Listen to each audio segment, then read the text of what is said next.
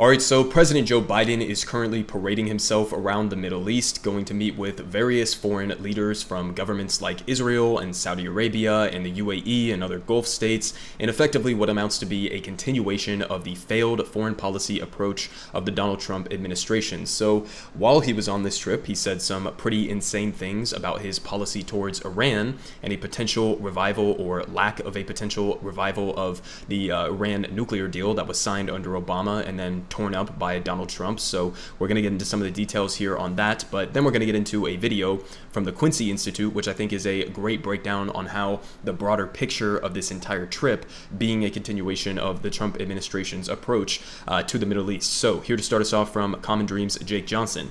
He says, Biden says he would go to war with Iran as a last resort. So a little bit of details here. They say U.S. President Joe Biden said in an interview aired Wednesday that he would be willing to go to war with Iran to prevent the country from obtaining a nuclear weapon, a position that drew condemnation from advocacy groups and foreign policy analysts who questioned the moral, strategic, and legal basis for such a stance. I mean, I need you guys to understand how absolutely fucking batshit insane this type of a statement actually is. He's talking about going to war with Iran to prevent them from obtaining a nuclear weapon. Now, whether or not Iran even wants to actually follow through on getting a nuclear weapon, I think that's still up for debate. And on top of that, even if they had a nuclear weapon, whether or not they would use that for offensive purposes is also a massive thing that would be up for debate. But the idea that you would go to war, you would launch an illegal invasion on a country simply for trying to obtain a nuclear weapon, which we have as well. Plenty of other, authoritarian countries around the world have nuclear weapons as well. The idea that you would go to war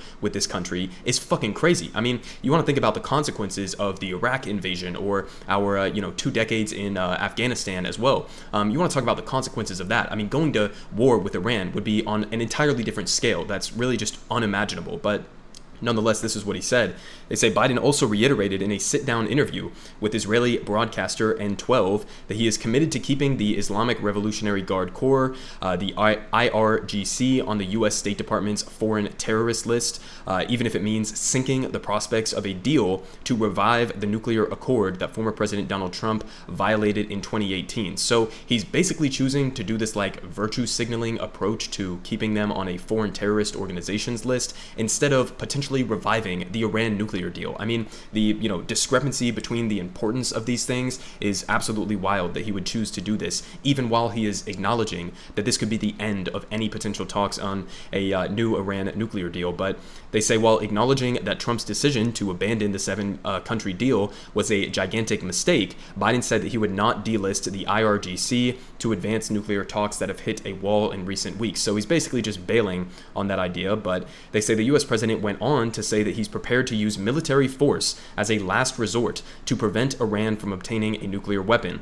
Iran has repeatedly said that it is not pursuing a nuclear weapon and that its nuclear energy program is designed for peaceful domestic purposes. But they say peace organizations were outraged by the president's interview, noting that the terror designation is largely symbolic, while the nuclear deal was a substantive diplomatic achievement that lifted devastating economic sanctions in exchange for limits to Iran's nuclear program.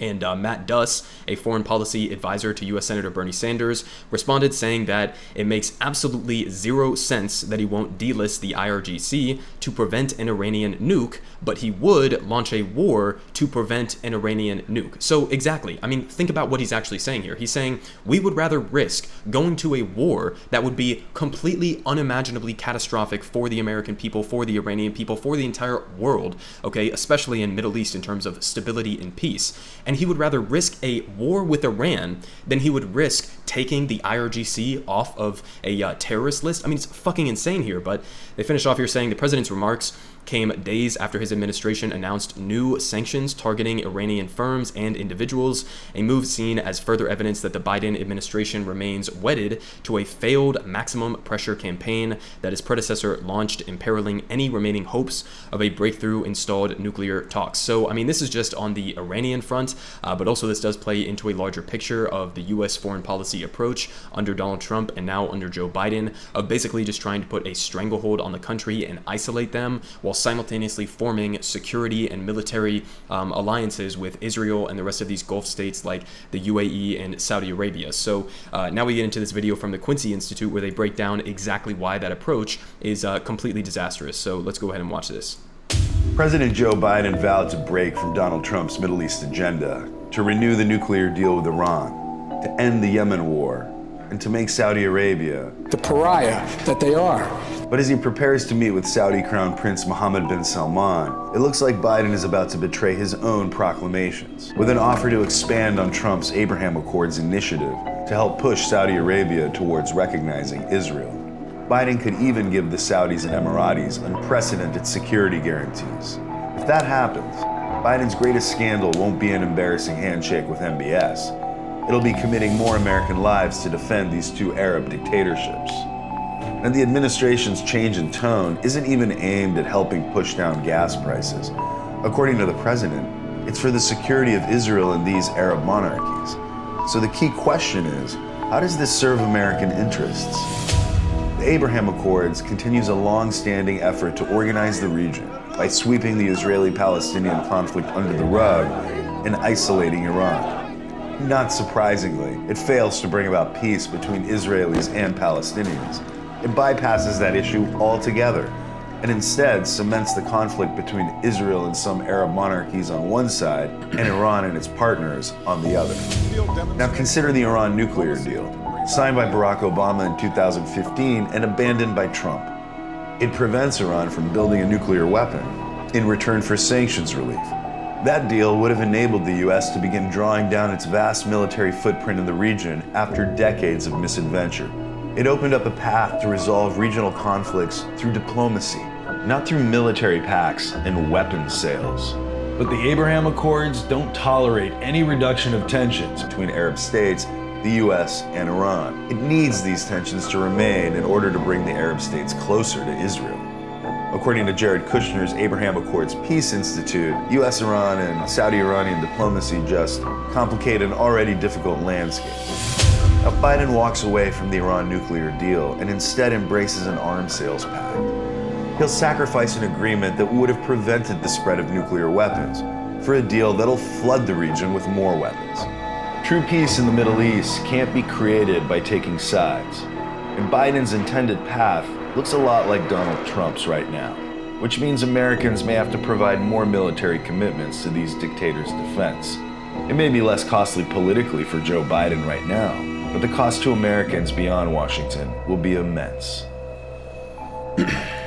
Alright, so I think that was a great video. I'll link it down below if y'all want to go watch that again. But I mean, effectively, they're making the same point that I was just making, that this is just a continuation of the Trump administration's policy, trying to isolate Iran as much as possible, forming a coalition pact, a military alliance between Israel, the United States, the UAE, and Saudi Arabia. I mean, Israel, in and of itself, we know the Biden administration's approach towards this, continuing with the Abraham Accords, which, just as a reminder, as they said in that video, is a completely absurd deal that literally did not even involve the Palestinians coming to the table, and basically just tried to sweep the entire issue under the rug in favor of more military and intelligence and security alliances between the United States, Israel, and the rest of these Gulf states. So they're basically choosing to prioritize military alliances, things that will benefit military industrial complex ghouls, and they're using this as an opportunity to basically increase tensions and further exacerbate the risk of conflict between Iran and the rest of this coalition, between Iran and the United States directly, which again is something that Joe Biden was openly saying that he was willing to do as a last resort. So in terms of how this benefits the American people, it doesn't. I mean, in absolutely no way, shape, or form. And you don't even just have to take my word for it. Let's just go ahead and read a take here from Anthony Blinken, the current Secretary of State under Joe Biden. So this was his exact wording on what this type of military alliance would produce. He says, an anti-Shia coalition masquerading as a Middle Eastern Security Alliance will only fuel those sectarian fires and produce more, not less, terrorism. Instead of taking sides in that conflict, Washington should press Riyadh and Tehran to stop feeding it. So, wow, this was Anthony Blinken under the Donald Trump administration coming out and being critical of his hawkish approach to foreign policy in the Middle East. I mean, word for word, what Anthony Blinken is saying here is what I have been saying throughout this entire video, okay? And yet, now that he's working under the Biden administration and Biden is pursuing the exact same fucking approach as Donald Trump, somehow Anthony Blinken thinks that this is a great idea now. I mean, it's completely fucking ridiculous. The only people that this benefits is weapons manufacturers and, Israel as an apartheid state to continue flooding in billions and billions of dollars and weapons support and intelligence support to them, as well as giving the same to Saudi Arabia and the UAE. All of these are brutal regimes. Obviously, Israel is an apartheid state. They're conducting an ongoing genocide or ethnic cleansing against the Palestinian people. On the other hand, you have Saudi Arabia murdering journalists like Jamal Khashoggi, as well as, deploying a whole host of various authoritarian policies. So, not exactly people that I would want to be getting in bed with, not exactly people I would be wanting to form military alliances with, especially given how volatile and erratic and violent these countries tend to be. But nonetheless, that's the exact approach that the Biden administration is going with. And so just for a perspective in terms of what an alternative approach could actually look like. So here from the American Prospect, Trita Parsi.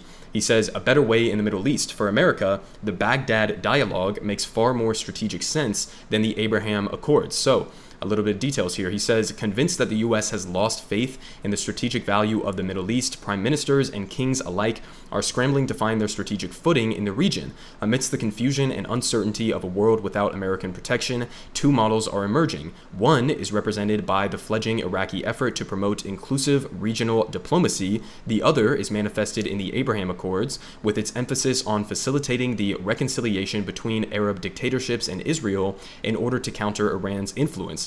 And the former emerged and evolved without American involvement. The latter depends on the U.S. and necessitates continued American commitments, American military commitments to the Middle East. And he says, perhaps counterintuitively, America's interest is best advanced by the Iraqi-led Baghdad dialogue, precisely because it aims to make the Middle East stand on its own legs, and at the end, end the draining dependence on the United States. So this Baghdad dialogue, which again has been diminishing in the wake of all of these other various hawkish approaches that have been pushed by the Trump and Biden administrations, the Baghdad dialogue is a far superior approach both for the Middle East from their internal perspective for peace and security for the future, but also from the perspective of average Americans who don't want to continue waging endless wars in this region. I mean, we're talking about a difference between having these countries within the Middle East have some progressive or good faith dialogue between themselves, okay, as representatives within these countries, versus having the United States impose our imperialist, militaristic, and capitalist efforts on these countries and really just pursuing a foreign policy that is going to lead to disastrous results in the long run. So there's your update on Biden's current trip to the Middle East. I'm sure that we'll get some more information coming out and some more scandals coming out as the days get closer to when he's going to be meeting face-to-face with Mohammed bin Salman, somebody who he previously said should be treated as a pariah. But nonetheless, I mean, this is Joe Biden showing exactly who he is. Shouldn't be that surprising. This has been who Joe Biden was throughout his entire Senate career. And so, this is just him showing his true face. I mean, if anything, he is either to the right or perfectly in line with Donald Trump when it comes to imperialist, hawkish foreign policy.